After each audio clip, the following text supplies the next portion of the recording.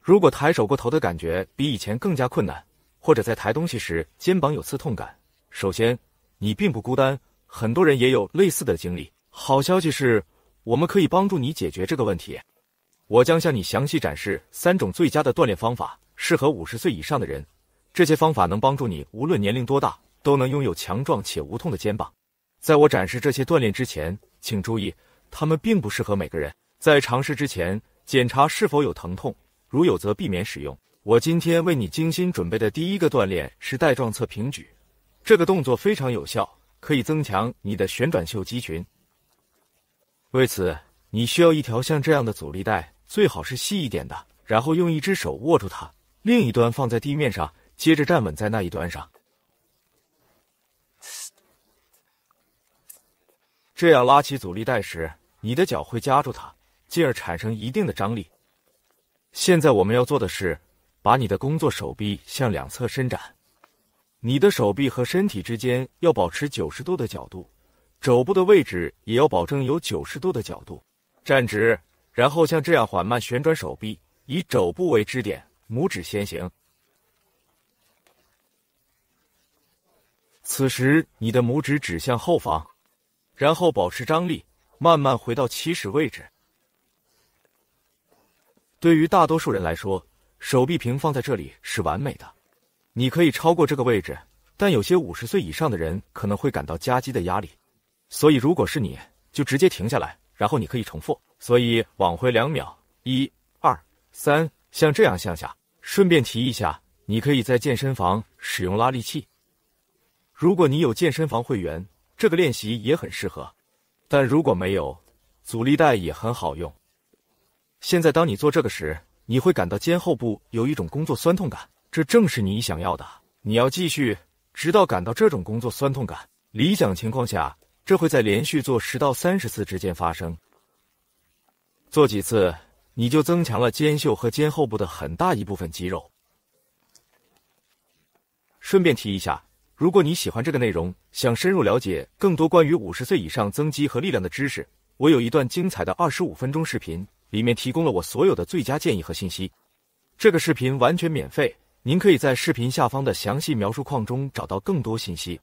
我今天为你准备的第2个练习叫做祈祷推压，这是一个非常好的练习，我几乎没见过任何人做。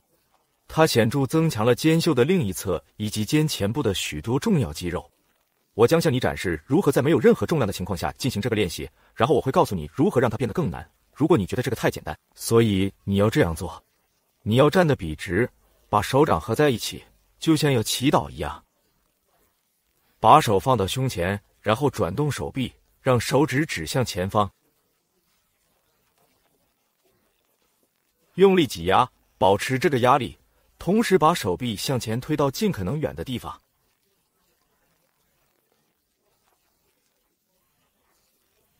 保持这个压力，真的要紧紧握住，然后把手收回来。看起来很简单，但实际上相当困难。我不确定你能否在镜头上看到，但我做这个的时候，手臂其实是有一点点抖的。这是因为它挑战了我肩袖的一部分，而这个特定的动作并不常用，这也会显著增强你胸部的力量，这是另一个额外的好处。我现在转到侧面，这样你可以从这个角度清楚地看到，紧紧挤压，然后慢慢向外推。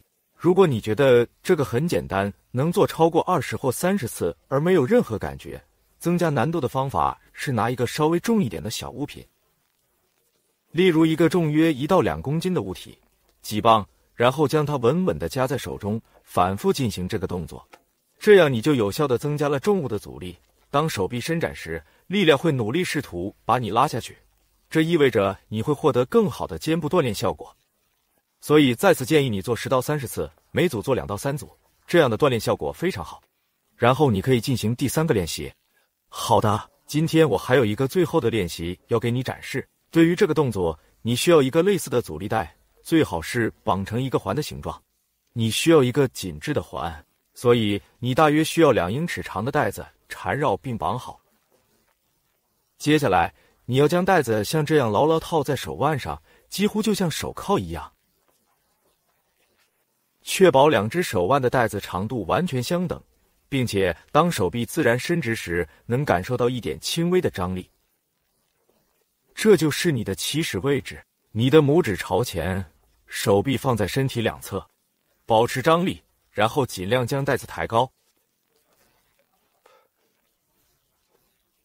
有些人可能只能抬到这里，然后会感觉肩膀有些不适，这完全没问题，你可以这样做，然后再放下来。但如果你灵活且相当强壮，可以尝试将手臂完全抬到头顶，保持张力，尽量将手臂抬高至最高点，保持顶端的张力，然后慢慢放下来。这个动作的关键是慢速运动，所以我们要大约花费4秒钟将其抬到顶端，然后在顶端反向4秒钟平稳放下来。由于我们这个动作做得很慢，